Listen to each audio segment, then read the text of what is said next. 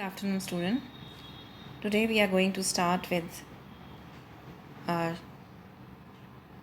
new poem by Wordsworth, that is The Solitary Reaper. Okay जैसा कि हम कल देख चुके हैं, हमने वर्ड्सवर्थ की पोएम पढ़ी थी, the world is too much with us. मुझे लगता है आप लोग ध्यान दे रहे हैं और ध्यान से मेरे वीडियोस को देख रहे हैं, बिकॉज़ आप लोगों की हेल्प के लिए ही हम लोग वीडियोस बना रहे हैं और ये मटेरियल डाल रहे हैं। इसलिए जितना आप इनको गो थ्रू करेंगे, पढ़ेंगे, उतना आपके लिए ये बेनिफिशियल होंगे। क्लासेस नहीं हो पाने की वजह से, वर्चुअल क्लासेस नहीं हैं, पर ऑनलाइन वीडियोस के थ्रू आप घर बैठकर अपना स्टडी कर सकते हैं। इसीलिए हम ये वीडियोस बना रहे हैं। I hope you understand that. तो बेसिक थिंग इज़ दैट कि वर्ड्सवर्थ जो है वो एक नेचर पोइट है और रोमांटिक पोइट्स में, जिन पोइट्स को हम रोमांटिक पोइट्स में पढ़ने वाले हैं, वो सबसे पहला वर्ड्सवर्थ ही है, क्योंकि अभी तक हमने प्री रोमांटिक पोइट्स को पढ़ा है और वो 4 पोइट्स कंप्लीट करने के बाद में हम 5th पोइट पे आए हैं, जो है रोमांटिक एज के poet Wordsworth. So the world is too much with us, that deals with nature, being he wants to be a worshipper of nature, he wants to adopt paganism। तो ये सारी बातें हम कल कर चुके हैं कि हम जो इतना ज़्यादा इन्वॉल्व हो गए हैं, अपने इतना ज़्यादा मटीरियलिस्टिक हो गए हैं, इतना ज़्यादा दूसरी चीज़ों में इतना इन्वॉल्व हो गए हैं, इतना अपनी एनर्जी उसमें लगा रहे हैं कि हमारे पास टाइम ही नहीं है कि हम नेचर को एंजॉय कर पाए। इट वॉज़ द थिंग जो हमने कल की पोएम में देखा था, और मुझे पूरा विश्वास है कि आप लोगों को पोएम समझ में आई होगी।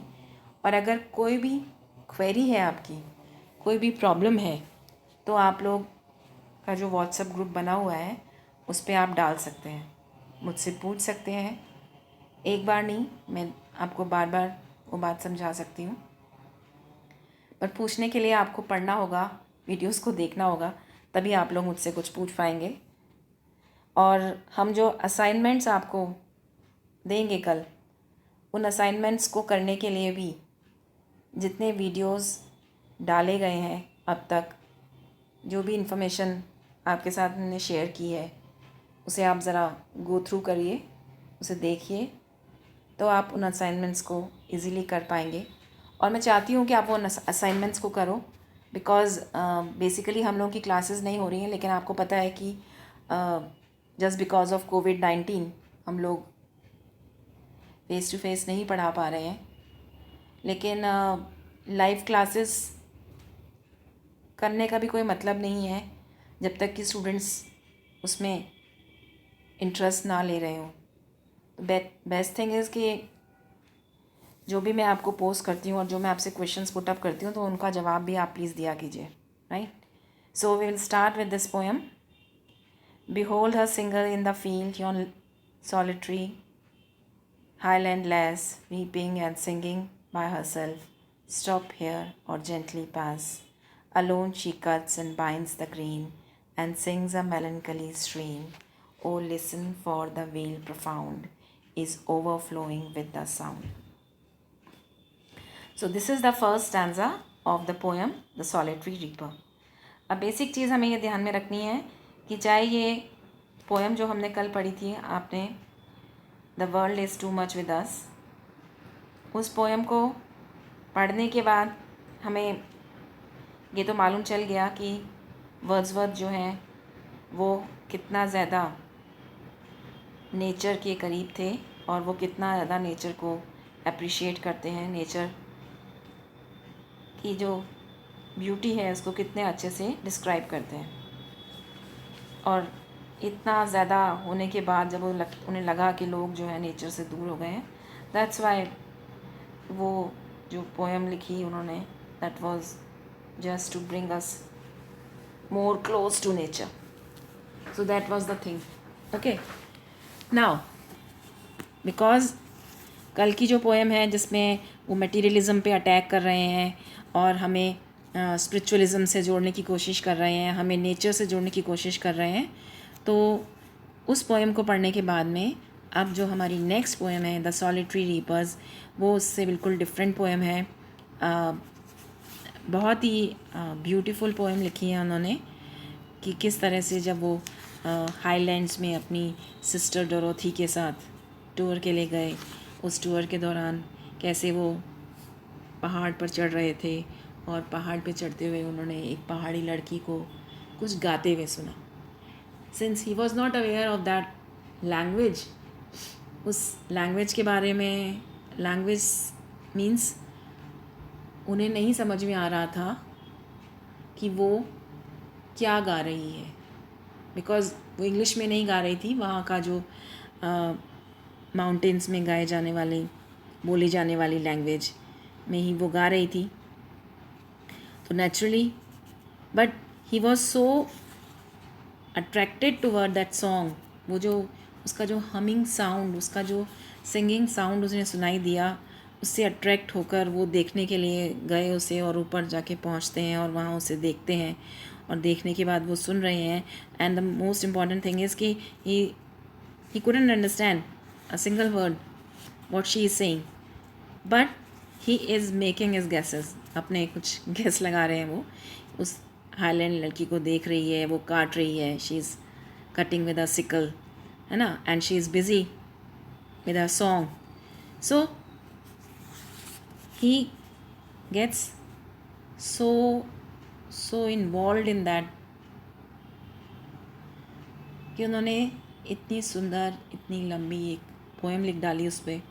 उस एक्सपीरियंस को करने के बाद जब वो लौटने के 2-3 दिन बाद वो फिर से रिफ्लेक्ट कर रहे हैं, उसको याद कर रहे हैं, and then he writes this poem. So तो यहाँ उसकी जो इमेजिनेटिव स्किल्स हैं वो देखने को आपको मिल रही हैं वर्ड्सवर्थ की.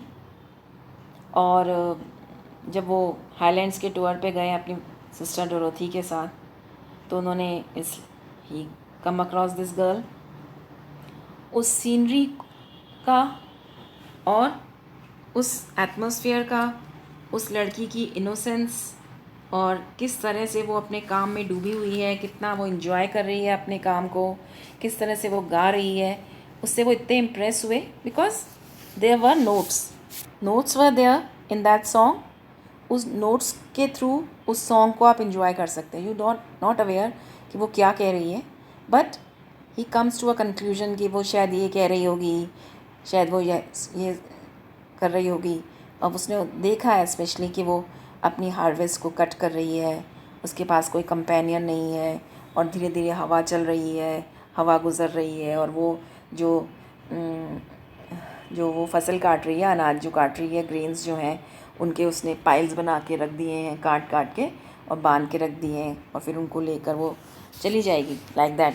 तो उस प्रोफाउंड वैली जो है ना, वो जो प्रोफाउंड वैली, वो जो घनी घाटी है, उस घाटी में उसकी वो जो मीठी आवाज़ है, उसकी गाने के जो बोल हैं वो उसमें ओवरफ्लो हो रहे हैं, और उसी सीन को रिकलेक्ट किया जब वो घर पर वापस आते हैं, वो उसी साउंड को, उसी सॉन्ग को वो इमेजिन कर रहा है. And he is so impressed by that कि he is so full of that sound, है ना. उसका जो सॉन्ग है उसमें क्या है exactly he is not aware of that. ठीक है, बट स्कॉटलैंड की हाईलैंड्स में वो लड़की क्या गा रही है, ही is not aware of that, but he comes to a conclusion that she may be saying this, he may be saying that, and all that. So Wordsworth describes in the first behold her. Behold मतलब उसे देखा. Single in the field, अकेली खड़ी हुई है. Yon solitary highlandless. Yonder का मतलब होता है सामने. Yon जो वर्ड यूज़ किया उसने आगे एक वर्ड्स यूज़ किए हुए हैं यहाँ पे. वो वर्ड्स जो लैस, जैसे लैस गर्ल के लिए आता है, ये लैस वर्ड जो है अब हम यूज़ नहीं करते, अब हम गर्ल ही कहते हैं, बट लैस का मतलब है गर्ल.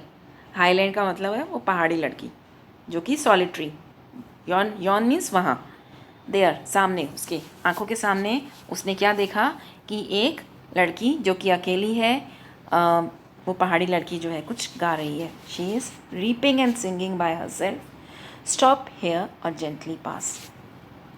अब जो उसकी एक्टिविटी थी वाइल रीपिंग दैट हार्वेस्ट, वो जो उसकी एक्टिविटी है वो उसको डिस्क्राइब कर रहा है कि पहले वो रीप कर रही है, उसको काट रही है, फिर सिंगिंग बाय हर सेल्फ, अपने आप से गा रही है, कोई कंपेनियन नहीं है उसके साथ में. स्टॉप हेयर, फिर कुछ समय के लिए रुक जाती है, और जेंटली पास, या फिर धीरे से वो आगे बढ़ जाती है. Alone she cuts and binds the grain and sings a melancholy strain. Although he is not aware what she is singing about, but वो जो ट्यून है ही कुड मेक आउट, उन समझ में आ रहा है उनके, that it's a melancholy strain. Okay, मेलनकली means उदासी में डूबी हुई, और स्ट्रेन इज सॉन्ग.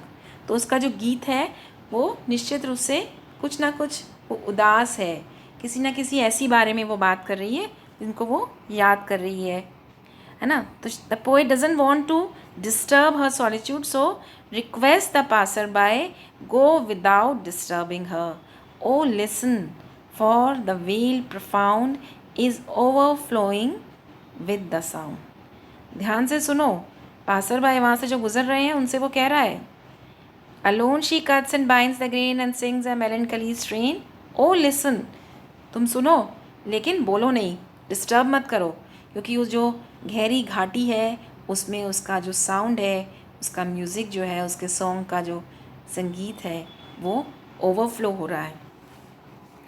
और वो इतनी खोई हुई है कि उसको नहीं पता आसपास उसके क्या हो रहा है, या कौन निकल रहा है, कौन आ रहा है, कौन जा रहा है. तो उसकी जो सॉन्ग है उसने उसको इतना इम्प्रेस किया है that he couldn't help it. वो पहले वहाँ बिल्कुल एनग्रॉस्ड होकर, बिल्कुल डूब कर सुनता है. Then he comes back to his place and then he recollects that song about that girl and then he wrote this poem. उसके बाद उसने ये पोएम को लिखा है. सो next stanza है, no nightingale did ever chant more welcome notes to weary bands of travelers in some shady haunts among Arabian sands. A voice so thrilling never was heard in springtime from the cuckoo bird, breaking the silence of the seas among the farthest Hebrides. Now, यहाँ कुछ चीज़ें जो आपको देखनी है. एक तो वो बात कर रहा है उसके सॉन्ग की, और उसका सॉन्ग जो है उसका कंपैरिजन कर रहा है. किससे कंपैरिजन कर रहा है? नाइटिंगेल से, कि शायद नाइटिंगेल ने भी कभी ऐसा मीठा गीत नहीं गाया होगा. वो गाना जो उसके लिए, जो कि बहुत ही welcome notes to weary bands, है ना. नाइटिंगेल गाती है तो वो थके हुए जो ट्रैवलर्स का ग्रुप है उनके लिए एक वेलकम नोट की तरह होता है. वो ट्रैवलर्स जो किसी अरेबियन सैंड्स में कहीं उनको ओएसिस दिख जाता है, किसी शेडी हॉन्ट में वो का इंतज़ार कर रहे हैं, और तब वो ये आवाज़ सुनते हैं तो वो बिल्कुल थ्रिल्ड अप हो जाते हैं. Voice so thrilling never was heard. शायद ऐसा गीत, ऐसी आवाज़ किसी ने पहले नहीं सुनी होगी, इतनी थ्रिलिंग है, इमोशंस क्रिएट करने वाली है. In spring time from the cuckoo bird. शायद स्प्रिंग टाइम में कुकू बर्ड भी ऐसा नहीं गाती है. Breaking the silence of the seas among the farthest Hebrides. What he says is, he is comparing her song to nightingale and cuckoo bird. Okay, दोनों को, Kuku bird का गाया हुआ और नाइटिंगेल का गाया भी, इतनी स्वीटनेस नहीं है उनकी वॉइस में जितना कि इस गर्ल की, ये जो लड़की है जो गा रही है. और शायद ही कुकू के बर्ड की जो साउंड है उसने इतना रिलीफ, इतना आराम दिया होगा, क्योंकि यहाँ पर वो डिस्क्राइब कर रहा है कि वो गीत जो है, उसका संगीत जो है वो दूर तक ब्रेक करते हुए, साइलेंस को ब्रेक करता हुआ पहुँच जाता है हेब्राइड्स आइलैंड तक. सिम्बॉलिकली वो ये कहना की कोशिश कर रहा है कि उसकी वॉइस इतनी मेलोडियस है, इतने मधुर गीत गा रही है वो, कि ये दो birds who are known for their sweet voice, उनका जो गीत है, उनकी जो आवाज़ है, वो भी, उसको भी वो सरपास कर जाती है. That song sung by that girl. इस लड़की का जो संगीत है, उसका जो गाना है वो इतना ज़्यादा स्वीट है, इतना ज़्यादा उस पर इम्पैक्ट डालता है।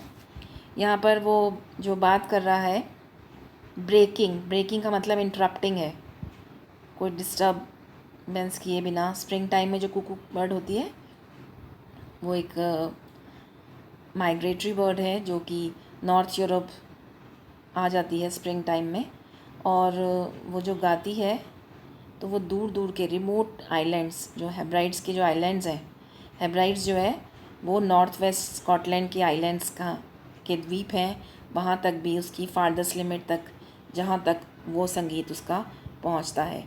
तो वर्ड्सवर्थ जो है वो ये कहने की कोशिश कर रहा है कि जो गर्ल है उसका सॉन्ग जो है वो दोनों बर्ड्स के सॉन्ग को भी सरपास कर रहा है। सो will no one tell me what she sings? Perhaps the plaintive numbers flow for old unhappy far off things and battles long ago.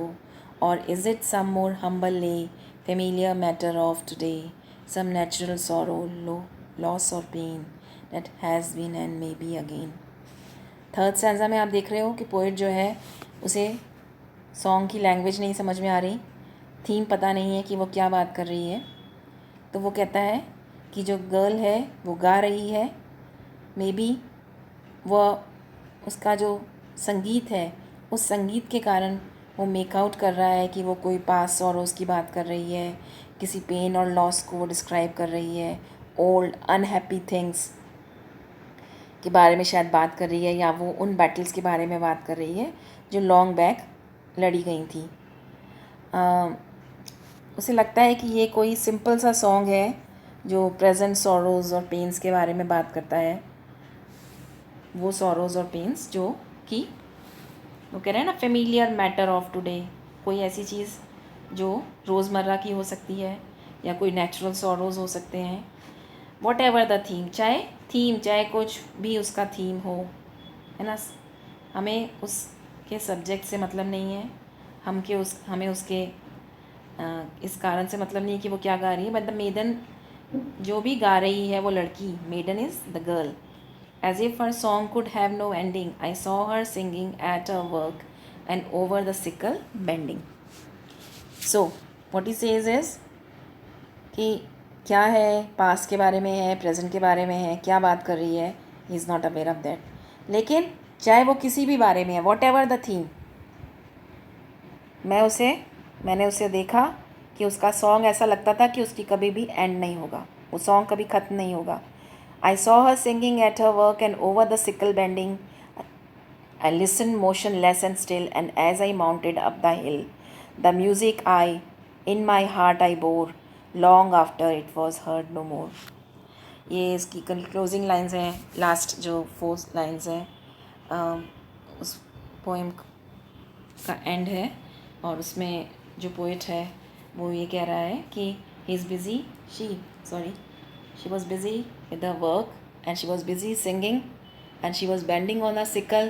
कुछ दिन रेस्ट करने के लिए सिकल पर हाथ रख कर वो झुक जाती है, एंड जब तक वो उसको देख पाया तब तक उतरते उतरते वो उसकी तरफ ही देखता रहा और चुपचाप खड़ा रहा वहाँ। लिसन मोशनलेस एंड स्टिल, उस गाने को वो सुन रहा है मोशनलेस, बिना किसी आवाज़ के, बिना किसी मूवमेंट के, स्टिल, बिल्कुल शांत। As I mounted up the hill the music in my heart I bore, क्योंकि वो तो नीचे फील्ड्स में, नीचे जो फील्ड है उसमें वो रीपिंग का काम कर रही है, रीप कर रही है, और वो कहता है जैसे जैसे मैं माउंटेन हिल पर ऊपर चढ़ता गया, माउंटेड मतलब मैंने हिल पर ऊपर चढ़ना शुरू किया, तो वो जो म्यूज़िक है उस म्यूज़िक को मैं अपने हार्ट में bore means it's still there, I have carried away with myself, अपने साथ वो उसको संभाल कर, उस संगीत को, उन चीज़ों को, उस गीत को वो अपने साथ संभाल कर ले गया। And long after it was heard no more, और आज भी जब वो ना तो वो उस लड़की को देख पा रहा है ना उस संगीत को सुन पा रहा है, बट स्टिल वो जो साउंड है उसको अभी भी इफ़ेक्ट कर रहे हैं। तो what he says is that he decides not to probe further into the theme. He is not concerned about what she is saying, उसका थीम क्या है, क्या विषय है, किस बारे में बात कर रही है, पर वो इस कंक्लूजन पे पहुंचा है चाहे कुछ भी हो उसका थीम, उसकी पोएम का, ये पोएम जो है it's not going to end. और उसका जो सॉन्ग है, उसकी सॉन्ग में छिपी हुई जो सफरिंग्स हैं, है ना, वो कभी भी ख़त्म नहीं होगी। और वहाँ वो मोशनलेस खड़ा हुआ सुन रहा है उसके गाने को। कुछ टाइम तो वो सुनता रहा, फिर वो धीरे धीरे वहाँ से चला गया, माउंटेड अप द हिल, है ना, पहाड़ी के ऊपर चढ़ा, जहाँ तक अब उसकी आवाज़ उसके कानों में, उसके संगीत की आवाज़ उसके कानों में नहीं पड़ रही है। And she was cutting and binding, है ना, वो कटिंग और बाइंडिंग का काम उसका तो लगातार चलता रहा, although the poet has left that place. And long after, जब वो उस जगह पर नहीं है, तब भी वो इस पोएम को सुन सकता है, याद कर रहा है वो उसको। तो यहाँ पर वही उस सॉन्ग, जो सॉलिटरी रीपर का जो सॉन्ग है, वो उसने इतना इम्प्रेस किया उस पोइट को कि अब तक भी वो उस सॉन्ग को भूल नहीं पाया है, उस सॉन्ग को वो सुन सकता है। The song of the solitary highland girl, highland less, वो जो लड़की है उसकी आवाज़ उसके कानों में अभी भी गूंज रही है, उस संगीत को वो भूल नहीं पाया है। So this is all about the solitary reaper. ये जो अकेली खड़ी हुई, सॉलिटरी इज़ अलोन, जो अकेली है, और ये लड़की जो अकेली खड़ी हुई, है ना, काट रही है फसल को और गा रही है।